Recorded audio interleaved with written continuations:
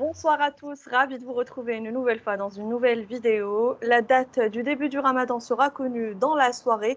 Quelles sont les recommandations à suivre? Nous parlerons de traitements parfois inattendus, des plantes, de la nicotine, etc. Nous parlerons des mesures de déconfinement, de chiffres, de courbes d'évolution. Tout cela avec notre invité aujourd'hui, professeur Hakim Jaballah, éminent virologue américain d'origine algérienne. Vous étiez directeur de l'Institut Pasteur en Corée du Sud. Bonjour. Bonjour. C'est le matin à New York aujourd'hui chez vous. Oui, c'est tôt le matin, mais ça va.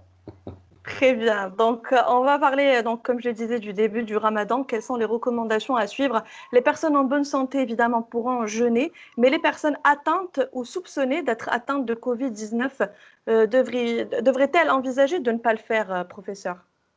Je pense que c'est beaucoup plus à eux de discuter ça avec leur médecin pour voir à peu près leur état de santé.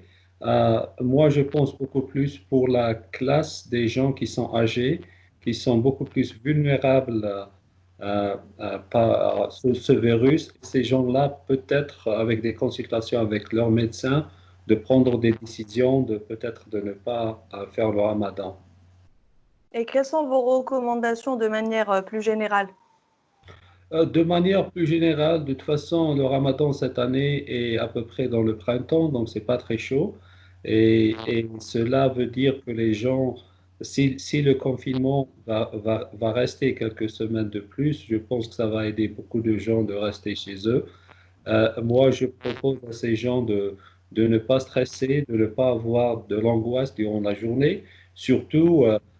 Parmi eux, les gens qui sont très intéressés de ce qui se passe dans les médias sociaux, ils sont toujours à la recherche de tout ce qui est nouveaux médicaments, de nouveaux Mm. trucs, de nouveaux astuces. Je pense que durant le Ramadan, il faut éviter un tout petit peu ça pour réduire votre niveau de stress et d'angoisse. Et professeur, comment renforcer l'immunité en sachant que nous jeûnons approximativement un petit peu plus de 15 heures? Comment renforcer l'immunité pendant le mois de Ramadan? Pendant le mois Ramadan, je pense ça sera plus facile de bien manger, mais beaucoup plus d'être très, très hydraté. Donc, durant le soir, il faut boire beaucoup d'eau. Donc, la chose la plus importante pour le système immunologique, c'est d'être que le corps soit hydraté. Donc, je sais bien que beaucoup de gens ont des habitudes durant le ramadan. Des fois, ils ne boivent rien qu'une petite tasse de café. Ils déjeunent, ils prennent leur repas et après, ils ne boivent pas beaucoup. Et ça, c'est pas bien. Donc, il faut être hydraté et même avant la levée du soleil, durant le sohr, de peut-être aussi d'essayer de boire tout ce que vous pouvez. Parce qu'être hydraté durant la journée, c'est très important. Vous savez que nos plats sont très épicés, très relevés. Est-ce qu'il y a parfois des épices, comme ça on va un petit peu mettre fin aux fake news également, est-ce qu'il y a des épices qui font office d'anti-inflammatoire? Parce que nous savons que nous ne pouvons pas prendre d'anti-inflammatoire pour ne pas aggraver notre situation pendant cette période. Oui, j'ai entendu beaucoup de fake news en ce qui concerne même les antibiotiques avec le système immunitaire. Il n'y a pas de relation. Pour les épices, on ne va pas manger des kilos d'épices. Je pense Mhm. qu'il va y avoir quelques grammes d'épices dans nos soupes ou dans nos plats. Donc, ça ne va pas avoir un effet vraiment important contre le système immunologique. Et avec l'âge, de toute façon, la majorité de ces épices, on va pas, ils ne vont pas rentrer dans notre système lymphatique. Donc, ils ne seront pas très, très, comment dirais-je, ils ne seront pas pris par le... Nocif? Ouais. D'accord. Donc, l'absorption va être très, très réduite. Donc, je ne pense pas que ça va être un problème. Donc, mangeons épicé sans problème pendant ce mois Sans- sacré. ouais. Alors, on va parler de manière plus générale dans le monde, hein, si l'on en croit les chiffres sur l'évolution du coronavirus dans le monde. Est-ce que selon vous, sommes-nous sur une vague descendante? C'est un peu tôt de dire ça. Je pense le problème, c'est qu'il y a beaucoup de pays qui n'ont pas pris des mesures qui étaient bonnes dès le début. Donc, ils ont fait beaucoup de changements durant la pandémie au niveau de leur pays. Donc, ça devient un peu difficile parce que la chose la plus importante pour éliminer ce virus, c'est une synchronisation du virus avec le peuple. Ça veut dire le confinement, que les gens n'aiment pas beaucoup. Mais c'est le seul moyen de réduire le taux de La propagation propagation. du virus. Donc, je pense maintenant, on est à peu près vers la fin de cette tempête. Et aux États-Unis, donc, on voit la fin de la côte Est au niveau de New York, de Massachusetts, de New Jersey, Connecticut. Mais pour le reste du territoire américain, notamment l'Amérique du Sud, notamment le Mexique et le Canada, c'est pas encore clair si on est dans le milieu de cette tempête ou vers la fin de cette tempête. D'accord. Et avec cette courbe, justement, ce qui était l'une des possibilités de cette maladie, c'est-à-dire une maladie saisonnière, est-ce qu'elle est en train de se produire? Est-ce que c'est en train de se confirmer, de se réaliser? Je ne pense pas que c'est une maladie saisonnière. J'ai beaucoup entendu parler de ça. Les bêta-coronavirus ne sont pas intéressés de cohabiter avec les humains. On les a D'accord. dérangés. Maintenant, ils sont en train de chercher un nouveau foyer. Et j'espère que le nouveau foyer ne sera pas les humains. Donc, la seule manière d'en s'en débarrasser, c'est le confinement et c'est de les tuer d'une manière naturelle parce qu'on n'a pas vraiment beaucoup euh, de médicaments ou de vaccins pour attaquer ce virus. Et professeur, une hypothèse se développe plaçant la bactérie, je vais me permettre de regarder, Prevotella, si je ne me trompe pas, au centre d'une théorie globale de la maladie du Covid. Est-ce que vous pourriez nous donner plus d'explications et est-ce que selon vous, c'est cohérent? Je ne pense pas que c'est cohérent parce que ces bactéries ils vivent dans l'estomac, les intestins et dans le côlon et le virus n'entre pas par cette manière. Peut-être qu'il sort de cette manière une fois que, euh, une fois qu'il passe par les reins. Donc, cette théorie, je l'ai entendue à plusieurs reprises, ça a excité beaucoup de gens, Hmm. mais dans mon avis, c'est du fake news. Donc, il n'y a aucune preuve que ce virus est intéressé à ces bactéries. Je pense qu'il y a un groupe de chercheurs et il y a aussi un groupe d'investisseurs qui voient une opportunité de dire que la théorie du biota, ça marche parce que le virus s'attaque à ces bactéries, donc on a un traitement pour vous et c'est un traitement qu'on a déjà utilisé. Je pense que ça devient beaucoup plus un problème de marketing, d'essayer d'effrayer les gens et en même temps de leur donner une solution. Il n'y a pas de preuves, on n'a pas vu ça du point de vue pathologie au niveau des hôpitaux, parce que la majorité, malheureusement, de ces malades de COVID-19, ils sont complètement stérilisés au niveau de l'estomac, intestin et côlon. Ils vont avoir une très mauvaise diarrhée. Donc, ça veut dire que toutes les bactéries qui sont dedans sont mortes. Donc, ça n'a rien à voir avec le virus directement. C'est une conséquence de l'infection du virus. Et si cette théorie est vérifiée finalement, est-ce que ça pourrait changer la donne du traitement de cette maladie? Parce qu'on sait que ça favorise l'azithromycine. Cette bactérie c'est-à-dire que si on prend l'azithromycine, cette bactérie peut être tuée. Donc la théorie de l'azithromycine qui serait efficace est soulevée. Euh, Pas exactement. Cette bactérie n'a rien à voir avec l'azithromycine. L'azithromycine ne travaille pas dans l'estomac. L'estomac a un pH acide. Donc, il y a beaucoup de gens, je pense, qui n'ont pas de données scientifiques ou ne comprennent pas vraiment l'anatomie d'un être humain. Et donc, je sais qu'il y a un problème d'hystérie, que les gens veulent avoir des solutions, que les gens veulent avoir un espoir. Mais des fois, moi, je ne peux pas partir sur une base de faux données, de donner un faux espoir. L'azithromycine, c'est un antibiotique que moi, je ne comprends pas pourquoi Didier Raoult a décidé d'ajouter. Parce que ça va poser beaucoup de problèmes au niveau du cœur. C'est un macrolide qui a un très grand problème sur les ventricules du cœur, l'ouverture et la fermeture. Et donc, il y a des gens, peut-être, ils vont avoir des crises cardiaques à cause de ça. Et cet antibiotique ne travaille pas dans l'estomac. Donc, les gens doivent comprendre que beaucoup de bactéries dans notre estomac, c'est des bactéries un peu spéciales qui peuvent vivre dans un environnement très acidique. Donc, pour un antibiotique de les tuer dans l'estomac, ça va être beaucoup de travail. Et je pense que l'azithromycine n'aura pas cet effet.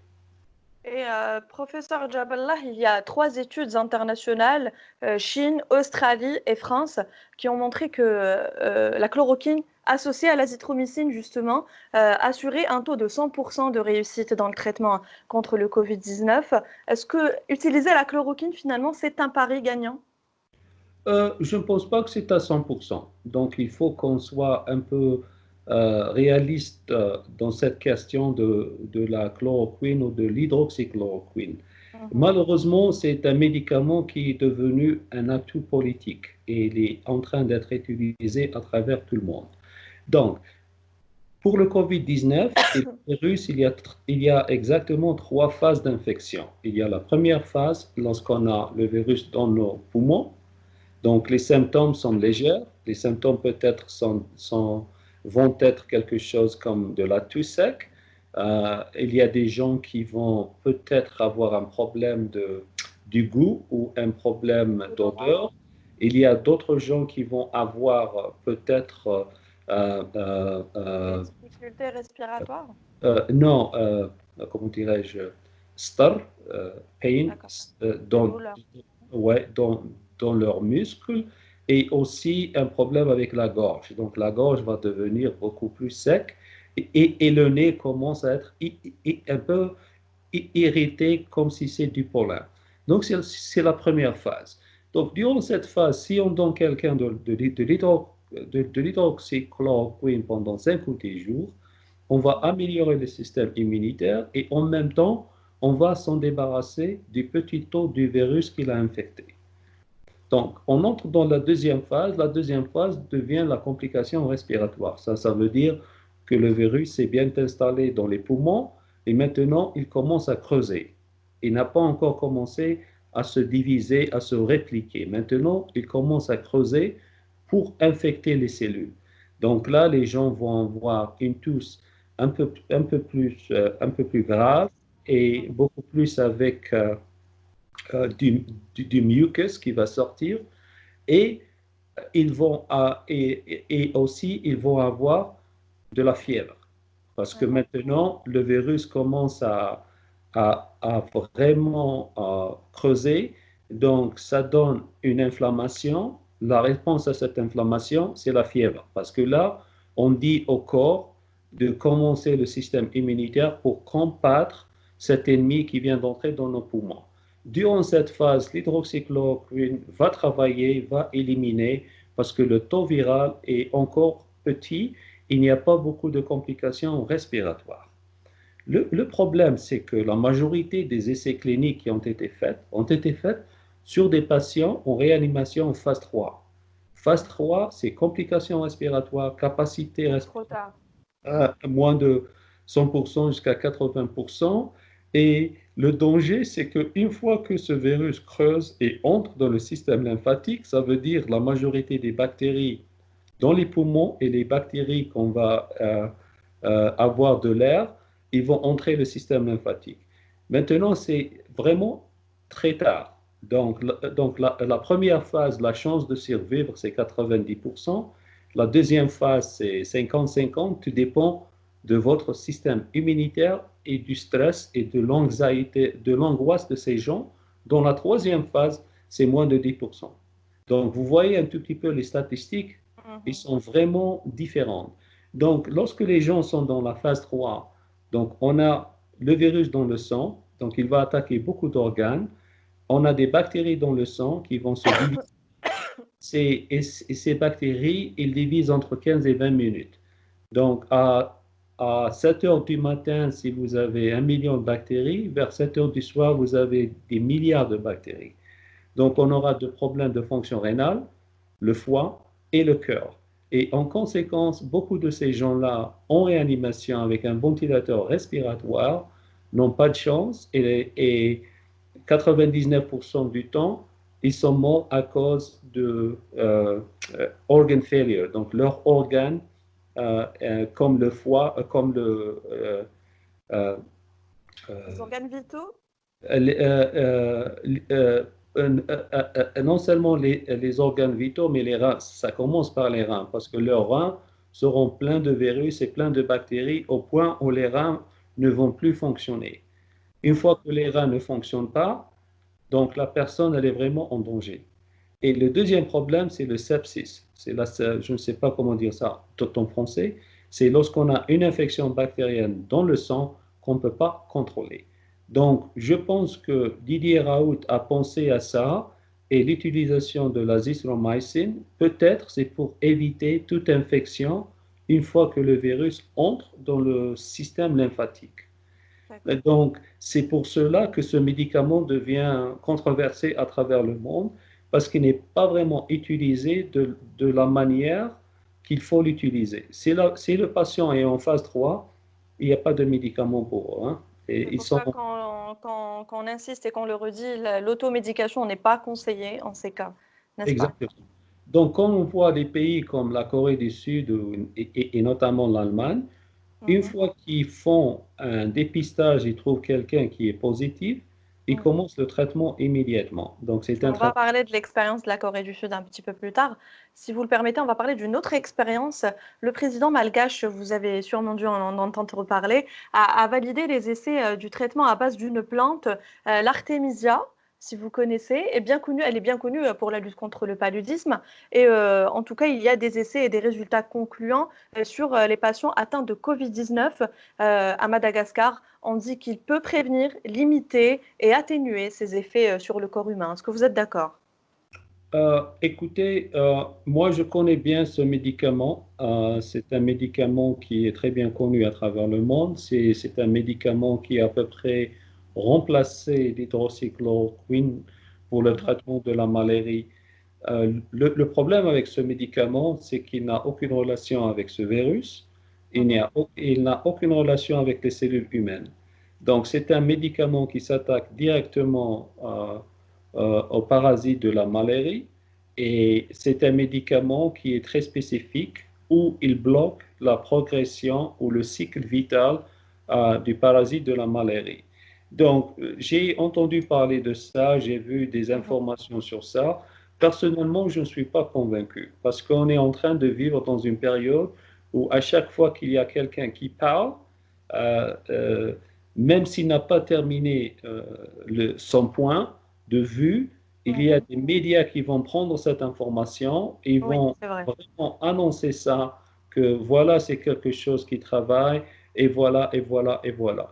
Malheureusement, ce n'est pas le cas, parce que euh, avant d'utiliser des médicaments comme ça, c'est pas de la clairvoyance, c'est pas quelqu'un qui va voir le futur. Il faut Mhm. bien comprendre la pharmacologie de ces médicaments. Ça veut dire comment ces médicaments vont se dissiper euh, Le dans le, corps. euh, dans le corps, premièrement. Deuxièmement, les effets secondaires. Mhm. Et troisièmement, ce qui est très important que les gens ne comprennent pas, c'est la concentration de ce médicament dans votre sang. Donc, il ne D'accord. faut pas oublier que le virus a un seul point d'entrée, c'est les poumons. Donc, si ce médicament va travailler dans les intestins, ça n'a rien à voir avec les poumons. Donc, une fois qu'on comprenne ça, on aura toujours des problèmes de dosage avec Mhm. ce genre de médicaments. Bien que dans un laboratoire, on va trouver des résultats positifs, mais au niveau du corps humain, on n'a pas de corrélation. On ne peut pas tout simplement faire de manière que ça marche dans le laboratoire, c'est un médicament qui a été utilisé, donc Mhm. ça va marcher contre le COVID-19. Je Professeur Jaballah, si vous permettez, pardon, s'il vous plaît, pour être tout à fait clair, je ne connais pas le nom de cette plante en arabe. Est-ce que c'est shih concrètement? Non, non, non, Non? c'est pas cher, non. C'est quoi? Ton arabe, je ne connais pas, mais je connais un Moi peu non plus. de chien. Moi, ce que je peux vous dire, c'est une tisane de chien Mhm. va améliorer votre système immunitaire beaucoup plus que ce médicament. D'accord. On va parler d'un autre genre de traitement. On parle de la nicotine qui pourrait avoir un effet protecteur contre l'infection. Des essais préventifs et thérapeutiques vont être entrepris et lancés avec des patchs à la nicotine en France, professeur. Vous savez, pour moi, la France, c'est un pays de polémie. Donc, à chaque fois, il y a quelqu'un qui sort d'une nouvelle théorie sans avoir vraiment une compréhension. Premièrement, c'est quoi la nicotine? C'est pas un médicament. Deuxièmement, c'est quoi la base de données qui va dire que la nicotine est préventive? Pourquoi Mhm. je dis ça? Moi, je travaille en Asie et je peux vous dire en Asie que peut-être 70% des mâles en Asie, ils fument. Et ils fument tout le temps. Si c'est le cas, pourquoi il y a plus de 90 000 cas en Chine? Les Chinois, D'accord, donc c'est... pas convaincu du tout par cette théorie. Non, moi, je suis en train d'essayer de maîtriser la situation vis-à-vis de tout ce qui est fake news. Et Mhm. à chaque fois que quelqu'un vient avec un docteur avant son nom ou un professeur avant son nom, les gens sont très excités de dire ah, du coup qu'il est docteur, dans ce qu'il dit, c'est bien. Non, on est dans une phase où ce que j'appelle les Coviders, c'est des gens qui aiment les 30 secondes de publicité et ces Mhm. gens-là, ils viennent de tous les côtés de dire des conneries, des mensonges et malheureusement, ça n'aide pas la guerre contre ce virus, mais c'est un problème de stress et d'angoisse pour la population. Une autre peut-être fake news, un autre professeur encore français qui a avancé que le Covid-19 aurait pu être fabriqué en laboratoire par l'humain. Je rappelle, c'est le professeur Luc Montagnier qui a découvert le VIH en 2008. Oui, personnellement, je connais Montagnier, je connais son histoire, je connais ce qu'il a fait pour avoir le prix Nobel. Son prix Nobel, ça reste toujours controversé parce que je pense qu'il n'était pas à la hauteur d'avoir ce prix Nobel. Moi, j'ai beaucoup plus pensé que le prix Nobel de 2008 aurait pu être donné au continent africain. Parce que ces gens-là, ils ont volé les échantillons de l'Afrique, les amenés en France, et après de dire que c'est nous qui avons découvert ça. C'est Donc, l'histoire, hein, ça ne c'est changera pas. ouais. Donc, du côté de ce Montagnier, moi, j'étais surpris. Donc, en ce moment, il y a une bataille politique entre la Chine et les États-Unis. Et Rejoindre par la France. Hein. ouais, c'est de la politique sur l'origine du virus, d'où vient le virus. Il y a toute une histoire derrière le laboratoire sécurisé P4 à Wuhan. Donc, pour M. Montagnier de venir au milieu de cette tempête politique et de dire des choses pareilles, pour moi, c'est pas vraiment l'éthique professionnelle de quelqu'un qui a le prix Nobel. Premièrement, ce qu'il dit, c'est faux, parce qu'il a dit que ce virus a de l'ADN, du rétrovirus, du HIV dedans. Ce virus est à base d'ARN, et le virus d'HIV, c'est à base d'un rétrovirus à base d'ARN. Je ne vois pas comment l'ADN va être introduit dans un virus à base d'ARN. Ça n'a jamais été fait. Ça, c'est un problème. Le deuxième problème, le virus du bêta-corona, toute cette famille, c'est des virus Mhm. qui sont très, très compliqués. Donc, pour quelqu'un dans le laboratoire qui va travailler et va synthétiser ce virus, et quelques heures plus tard, le virus, il va fuir ce laboratoire sécurisé, il va s'attaquer à la population, c'est pas faisable. C'est beaucoup plus un film de science-fiction. Euh, qu'on va peut-être voir dans le futur. Mais pour Montagnier de dire ça, j'étais personnellement étonné, pas choqué, je connais la personnalité, mais j'étais étonné pour lui de prendre vraiment de dire ça durant la date qu'il a dit ça, où il y a vraiment des tensions diplomatiques entre la Chine et les États-Unis. Je rappelle que c'était au lendemain où la Chine avait revu ses chiffres à la hausse. Hein. Oui, oui, mais aussi c'était durant la même période où le chef de diplomatie américain, Secretary Pompeo, a demandé accès au laboratoire de Wuhan du P4 avec Mhm. une équipe d'experts américains. Pourquoi voit-on autant de théories du complot sur le Covid, professeur Jaballah, selon vous? Je pense qu'on a vraiment deux problèmes très importants. On a un problème politique. Donc, si vous voulez, la Chine a menti au reste du monde. Et en complice avec la Chine, c'est l'Organisation mondiale de la santé, l'OMS. Donc, tous ces gouvernements, on leur a donné des conseils que la Chine va prendre soin de ce problème et ce problème ne sera jamais propagé en dehors de la Chine. Et vous voyez maintenant, on est dans un problème énorme, un problème qui va détruire des pays, va détruire les économies des pays.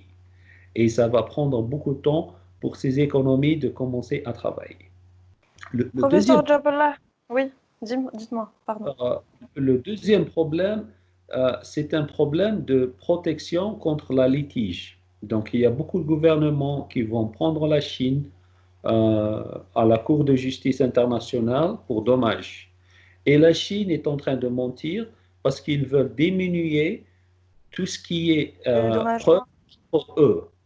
Donc, comme ça, si vous allez les attaquer en justice, ça va être très difficile pour vous de démontrer que c'est la Chine qui a commencé ça. C'est pour cela que la Chine n'est pas en train de donner beaucoup d'informations. Moi, j'ai demandé dès le début l'information sur le patient zéro. Et on est au mois d'avril, on n'a pas reçu aucune information sur le patient zéro en Chine.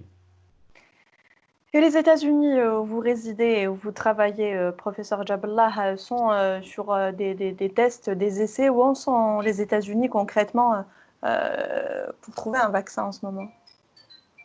Euh, Écoutez, pour moi, le vaccin, c'est aussi un autre problème de base. Moi, personnellement, je ne pense pas qu'on va avoir un vaccin dans 18 mois, comme beaucoup de pays sont en train de dire, même l'administration du Plus tard président. encore? Non, peut-être jamais. D'accord. C'était, vous savez, le premier virus était venu en 2002, le premier SARS. Et tous ces experts, tous ces génies nous ont dit dans 18 mois, vous aurez un vaccin. On est à peu près 20 ans plus tard. Il n'y a pas de vaccin. Le MERS était venu en 2012, en Arabie Saoudite. Avec tout le pétrodollar qu'ils ont, ils peuvent même acheter une compagnie pharmaceutique. Et on est en 2020, il n'y a pas de vaccin. Et l'Arabie Saoudite est encore un pays endémique pour ce virus. Le problème, c'est que ces virus ne sont pas amenables à un vaccin facilement. Parce que Mhm. même si on a un vaccin, le vaccin ne va pas donner la protection. Ce que ça veut dire, je vais te vacciner, tu vas faire des anticorps, mais si le virus, il va t'infecter, ton système immunitaire n'est pas capable de te défendre. Donc, euh, euh, euh, de, euh, de l'utilité de ce vaccin devient une question d'éthique. Donc, on a vu à peu près ces résultats durant le SARS-CoV et maintenant, même ce que vous voyez maintenant, et je pense que vous avez des questions dans ce sens, pourquoi il y a des gens qui sont guéris et réinfectés et pourquoi il y a des gens qui sont guéris et qu'on a besoin de leur sang.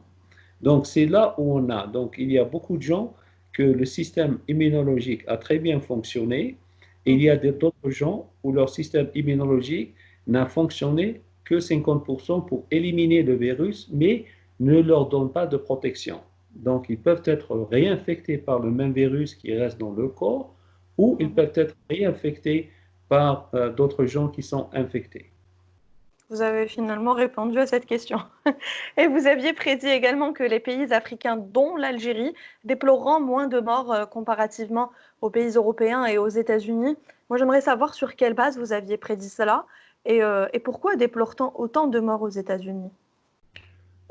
C'est un problème d'urbanisation, c'est un problème de densité des gens où les gens vont vivre. Donc, si vous êtes dans des places qui sont denses, la propagation de ce virus va être très, très facile. Si vous êtes dans des zones qui sont moins denses, moins urbaines, donc l'accès ou la fréquentation des gens sera beaucoup plus à une de moyenne très faible. Par rapport à New York, New York est très dense. Donc, une fois qu'ils ont fermé les frontières avec l'Europe, donc il y a eu beaucoup de vols, beaucoup de passagers, beaucoup de visiteurs de l'Europe, notamment l'Italie. Et une fois que le virus est entré dans les communautés, ça a devenu un problème difficile à gérer. Donc il fallait rien qu'attendre lorsque vous aurez l'appel du code rouge. Et le code rouge, c'est le stress au niveau des hôpitaux. Euh, Par rapport à l'Afrique, l'Afrique n'est pas vraiment un continent qui est dense. Il est dense dans le sens où il y a quelques capitales, quelques villes à travers le continent d'Afrique qui sont denses, où les gens, leur parcours journalier est différent du parcours journalier d'un Américain par rapport qu'un Africain. Donc il y a beaucoup de zones qui sont moins urbaines et moins denses en Afrique. Ça va aider à la propagation ou d'éliminer la propagation du virus. Le deuxième point, c'est que l'Afrique a eu beaucoup de pays qui ont été vaccinés. Leur peuple était vacciné récemment. Donc, avoir un vaccin récent, ça veut dire que votre système immunologique est activé. Il peut te défendre.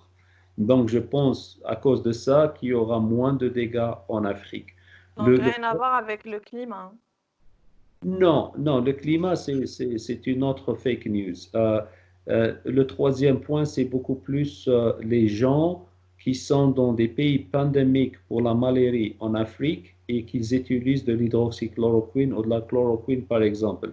Ils l'ont déjà utilisé, donc c'est un moyen de prévention et ça va les aider. Donc, moi, ce que je vois en ce moment en Afrique, il y a de petites étincelles mais ils sont tous dans les capitales. Donc, D'accord. en dehors de Et ces on parle pour l'heure de trois souches, si vous êtes d'accord avec moi. Corrigez-moi si je ne me trompe. Et vous savez que 90% des cas algériens nous viennent d'Europe. Donc, il s'agit de la souche C. Est-ce que c'est la plus mortelle et la plus dangereuse? je ne connais pas ces trois souches sur la souche C. Pour le moment, on n'a pas encore défini ces souches. Mhm. Ce que je peux vous dire, qu'il y a peut-être cinq ou six souches qui ont convergé, donc qui ont arrivé à un point d'évolution stable. Et l'une de ces couches, c'est la souche qui vient de l'Italie. Donc, c'est la souche qui circule actuellement dans l'Afrique du Nord.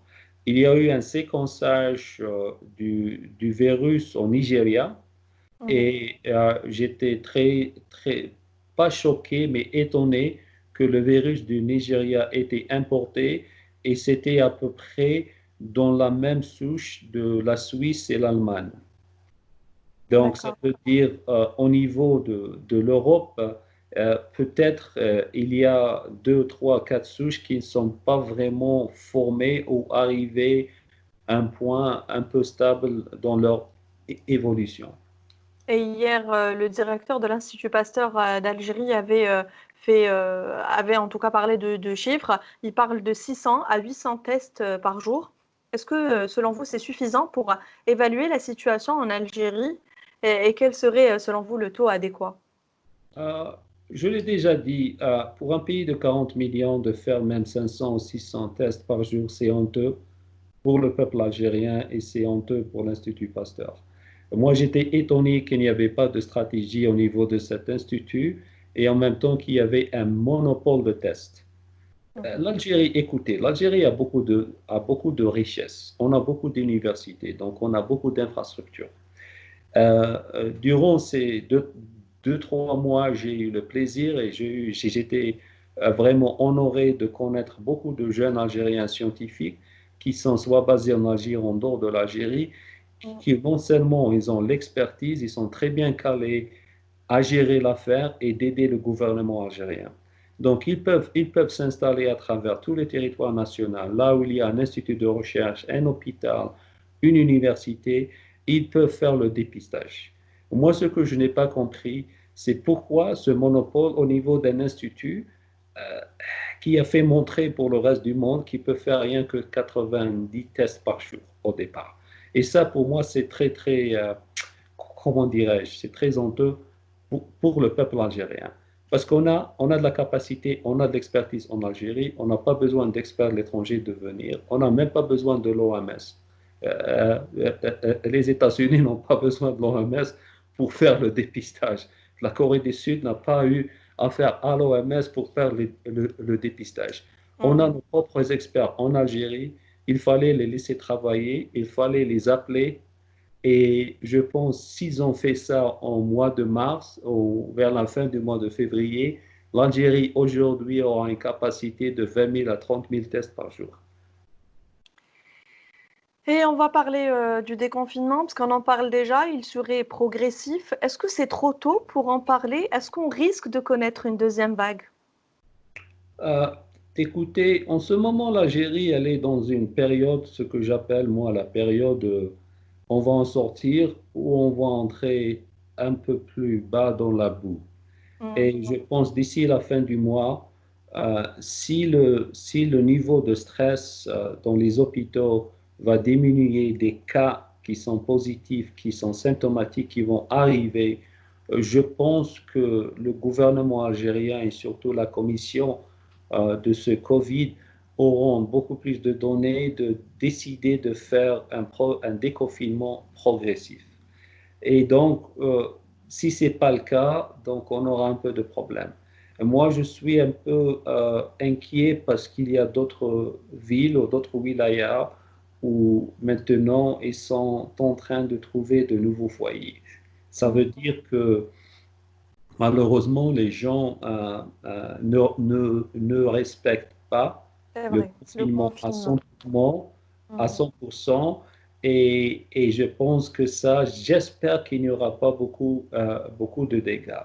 Si le gouvernement va décider de faire un déconfinement progressif, moi, je leur ai dit ou demandé de faire des conditions. L'une des conditions, c'est d'avoir un masque, pas nécessairement un masque chirurgical. Vous pouvez utiliser votre ancien chemise ou t-shirt, c'est tout simplement un bandeau pour protéger le nez et la bouche. Et aussi, cette distance sociale, Mm. c'est nous qui font la propagation, c'est l'humain. Et si l'humain ne se déplace pas, le virus va mourir une mort naturelle. Je pense d'ici la fin du mois, si le stress au niveau des hôpitaux, ça veut dire que la capacité de l'hôpital n'est pas saturée, que peut-être aller dans les 10-20% de nombre de lits de réanimation qui sont prévus pour ces malades, je pense que l'Algérie sera en très bon chemin, Inch'Allah, et qu'on va sortir de cette crise. Donc, il n'y aurait pas une deuxième vague qui nous attend. Vous savez, il y a beaucoup de gens qui parlent de cette deuxième vague. Donc, je reviens toujours au point de l'hystérie, le point de stresser les gens, de faire de Mm. l'angoisse. Le seul pays qui peut nous donner cette deuxième vague, c'est la Chine. Donc, on voit qu'il y a beaucoup de problèmes dans la Chine en ce moment parce que la Chine continue à signaler de nouveaux cas. Et pour un vaste pays avec 1,4 milliard de gens, d'avoir rien que 90 000 cas infectés et moins de 10 000 cas de mort, il y a un problème de nombre quelque part. Donc, c'est le seul pays qui peut nous donner ça. Donc, pour moi, les autorités algériennes, notamment notre président, M. Tebboune, ont Mm. pris la très bonne décision de fermer les frontières. Et moi, je demande toujours à Monsieur le Président, s'il vous plaît, n'ouvrez pas ces frontières.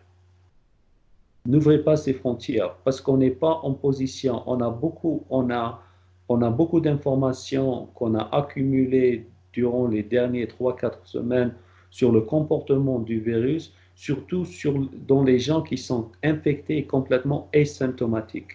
Ils n'ont aucun Mm. symptôme et même si vous faites le dépistage au niveau du nez ou au niveau de la bouche, ils sont négatifs.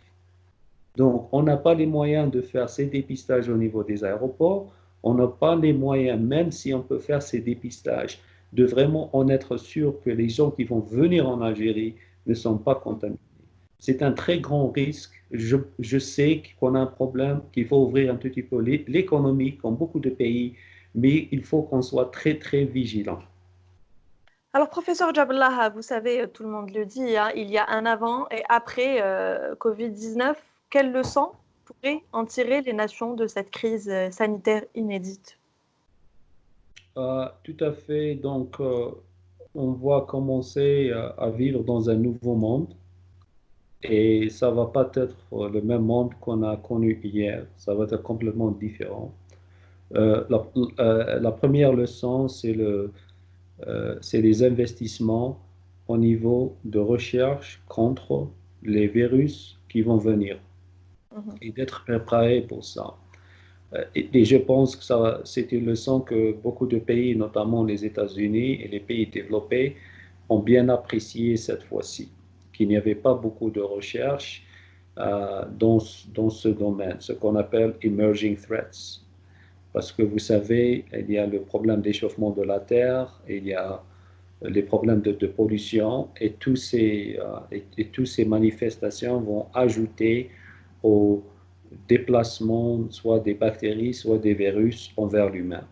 Le deuxième point, c'est les infrastructures sanitaires à travers tout le monde, pas nécessairement l'Algérie ou la France ou les États-Unis. Donc les gens vont répenser ça et de rétablir peut-être des nouvelles notions, comment l'infrastructure médicale va être structurée dans le futur.